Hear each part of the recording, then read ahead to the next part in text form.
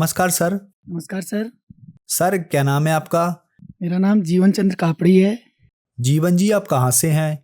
मैं डिस्ट्रिक्ट पिथौरागढ़ उत्तराखंड से हूँ। जीवन जी, संत रामपाल जी महाराज से नाम दीक्षा आपने कब ली? संत रामपाल जी महाराज से मैंने नाम दीक्षा 2017 में ली। जीवन जी, क्या क्या भक्ति साधनाएं की आपने अभी तक? वही सांसारिक भक्ति, 3 देवताओं की और अपने कुल देवताओं की, माता रानी की, यही सब भक्ति क्रिया करते थे। तो फिर क्या कारण बना कि आप संत रामपाल जी महाराज जी की शरण में आए? सर, संत रामपाल जी महाराज की शरण में आने का सबसे मुख्य कारण मेरा नशा बना। मैं अपने नशे से बहुत परेशान था। मैं चरस पीता था, गांजा पीता था, शराब पीता था, अंडा, मांस, मदिरा, ये सारी तामसी क्रियाएं करता था। जैसा कि हमारे पहाड़ों में प्रचलन है कि देवी देवता की बलियों से ही खुश किया जाता है, तो मन में एक सवाल सा रहता था कि ऐसे कौन से देवी देवता हैं जिनको हम बलि देते हैं तभी ये खुश होंगे। हालांकि मैं भी उसमें सम्मिलित होता था, लेकिन सवाल एक मन में हमेशा रहता था और परेशान सा भी रहता था अपने जीवन में कि क्या कभी इनसे पार भी कुछ ऐसा कुछ है कि जो इन चीज़ों से हटके हो।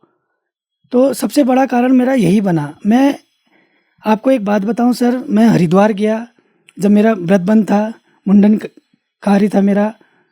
वहाँ जाने के बाद जब मेरा मुंडन किया गया, मेरे जेब में चरस थी, मैंने उसका गंगा विसर्जन किया। ये कह के संकल्प लिया कि मन में आज के बाद मैं अपने जीवन में कि इस चीज़ को दोबारा हाथ नहीं लगाऊंगा। हे गंगा मैया, तेरे में इतनी शक्ति है, तेरे पास आके सारे पाप धुल जाते हैं। मेरा पिछला पाप, अभी का पाप, ये सब धुल देना। ये चरस जो भी है मेरे जेब में है, मैं इसको प्रवाह करता हूँ ये करके। लेकिन उससे भी मेरे को कोई फ़ायदा नहीं हुआ। मैं घर आया, उसके बाद वही डेली का रूटीन अपना, सुबह उठना है, शाम को जाना है और वही नशा करना है। मैं दिल्ली में रहता था, वहाँ पढ़ाई करता था, यहाँ से चरस की सप्लाई करता था, दिल्ली लेके जाता था, वहाँ दोस्तों के साथ बैठ के पीता था। तो मैं इतना दुखी हो गया था, इतना दुखी हो गया था सर कि मेरे को कोई रास्ता ही नहीं मिला। मेरे एक मित्र हैं, उन्होंने मेरे को एक पुस्तक दी, ज्ञान गंगा।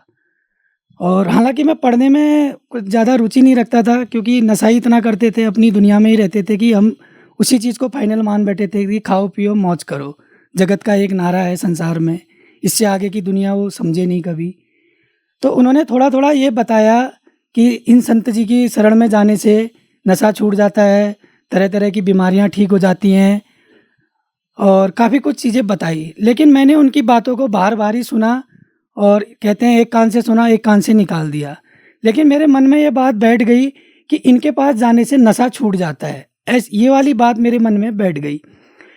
फिर उन्होंने ये बताया कि संत रामपाल जी महाराज का सत्संग शाम 7:30 बजे साधना टीवी में आता है। तो सर मैं वो चैनल देखने लगा, 1 दिन 2 दिन 3 दिन करके, ज़्यादा नहीं, 5-5 10-10 मिनट देखता रहा। मेरे को कुछ पता नहीं था कि गुरु क्या होता है, सदगुरु क्या होता है, संत किसे कहते हैं, बाबा क्या होते हैं। हम तो बस भगवान भोले के फैन कहते हैं, जिसको लोग आज शिष्य तो अलग, फैन को एक शब्द है उसको बोला जाता है। उनके नाम से चरस गांजा फूकते थे, उसी को हम सुप्रीम मानते थे कि ये तो शिव जी की बूटी है, शिव जी का प्रसाद है। प्रसाद है तो लोग घरों में क्यों नहीं देते हैं अपने बच्चों को, उस चरस को घर में पिलाना चाहिए अगर प्रसाद है तो ऐसे बहुत से सवाल थे। जब मैंने संत रामपाल जी महाराज जी का सत्संग देखा टीवी में और ज्ञान गंगा पुस्तक पढ़ी, तो सर आप यकीन नहीं करेंगे, मेरे पैरों तले ज़मीन खिसक गई। मैंने देखा संत जी हमारे सारे चारों वेद, गीता, पुराण सब खोल के एक एक चीज़ बता रहे थे कि नशा करने वाले के साथ ये दुर्गति होती है और शराब पीने वाले के साथ ऐसा होता है, मांस भक्षण करने वाले के साथ ये होता है, तामसी पूजाएं करने वाले के साथ ऐसा होता है। वो भगवान एक है, वो ईश्वर एक है, वो अल्लाह एक है, वो गॉड एक है, जिसका नाम कबीर देव है। तो मेरे पैरों से नीचे ज़मीन खिसक गई। तो सर मेरे मन में भी उमंग आई, परमात्मा की दया से प्रेरणा हुई कि मुझे जाना चाहिए और संत जी की शरण में नाम दीक्षा लेनी चाहिए। मैं हमारे जो नज़दीकी नामदान केंद्र है जिला बागेश्वर उत्तराखंड में, वहाँ गया। मैंने 17 मई 2017 में संत रामपाल जी महाराज जी से नाम दीक्षा ली। सर जैसे कि आपने बताया कि आप बहुत ज्यादा अत्यधिक मात्रा में नशा किया करते थे, आपने संत रामपाल जी महाराज से नाम दीक्षा ली, तो क्या संत रामपाल जी महाराज से नाम दीक्षा लेने के बाद आपका नशा छूटा और क्या आपको लाभ भी मिले संत रामपाल जी महाराज से नाम दीक्षा लेने के बाद? जी सर, संत रामपाल जी महाराज जी से नाम दीक्षा लेने के बाद सबसे पहला लाभ मेरे को यही मिला कि मेरा नशा छूट गया।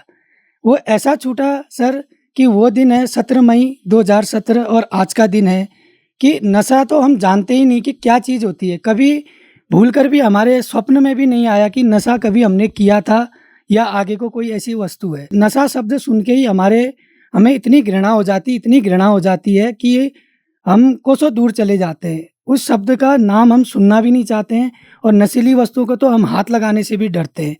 संत रामपाल जी महाराज जी हर एक सत्संग में बताते हैं और उनके जितने भी अनुयायी हैं, हम शिष्य हैं, आज कोई भी नशा करना तो दूर हाथ भी नहीं लगाता है उन चीज़ों को। सबसे बड़ा लाभ तो मेरे को यही मिला, मेरा नशा छूट गया। लाभ तो इतने हैं कि मिलते रहते हैं परमात्मा की दया से। सर, आप बहुत ज्यादा नशा करते थे, बहुत ज्यादा चरस खाते थे। आपने एक बार धार्मिक स्थल पर जाकर गंगा के सामने संकल्प लिया और अपना जो भी नशा था वो गंगा में बहा दिया कि हे गंगा माई मेरा नशा छुटाना, लेकिन फिर भी आपका नशा नहीं छूटा। सर, हजारों नहीं लाखों से भी ज्यादा श्रद्धालु संत रामपाल जी महाराज से नाम दीक्षा ले रहे हैं। जिनका कहीं भी नशा नहीं छूटा, उनका संत रामपाल जी महाराज से नाम दीक्षा लेने से या संत रामपाल जी महाराज जी की पुस्तक पढ़ने से ही नशा छूट गया। आपने भी बहुत कोशिश की। तो सर, यहाँ एक विचारणीय विषय ये है कि संत रामपाल जी महाराज जी के पास जो भी आता है उसका नशा एकदम से छूट जाता है, जिसमें आप भी एक उदाहरण है। सर, ऐसा क्या है संत रामपाल जी महाराज जी के पास?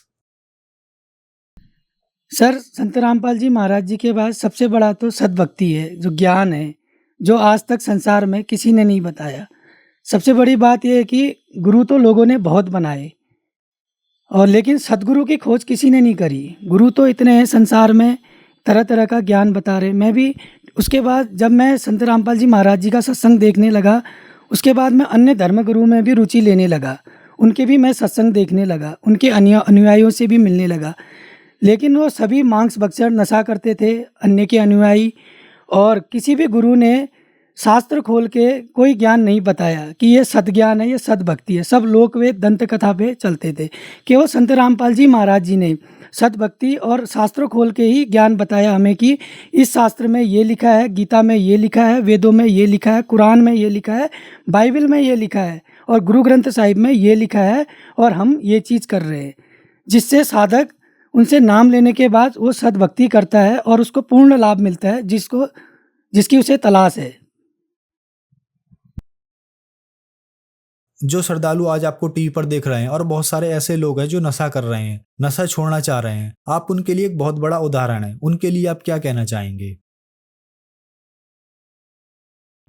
जो श्रद्धालु आज मुझे टीवी में देख रहे हैं, खासकर से हमारे पिथौरागढ़ जिले के युवा जो आज नशे की चपेट में हैं, उन सब से मैं हाथ जोड़कर एक ही विनती करूंगा कि संत रामपाल जी महाराज की पुस्तक पढ़िए, ज्ञान गंगा जीने की राह, जो निःशुल्क है। टीवी में उनका सत्संग आता है जिसमें एक पट्टी चलती है, उसमें नंबर आते हैं, उन नंबरों पे संपर्क करिए और वो पुस्तक घर बैठे आप निःशुल्क मंगा सकते हैं।